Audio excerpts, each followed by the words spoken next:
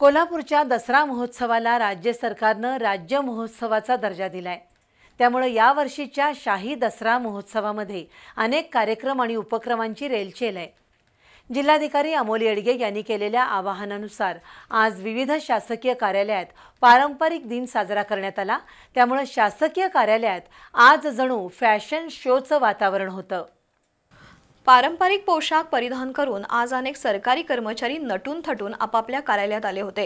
कोल्हापूर महानगरपालिकेत आज पारंपरिक दिन साजरा झाला।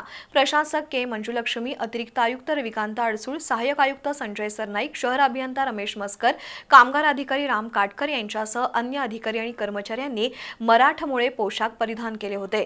त्यामुळे महापालिकेत आज वेगळंच उत्साही वातावरण होतं। नवरात्र निमित्त जिल्हाधिकारी कार्यालयातील अधिकारी आणि कर्मचाऱ्यांनी एकापेक्षा एक वैविध्यपूर्ण पोशाख परिधान केले होते।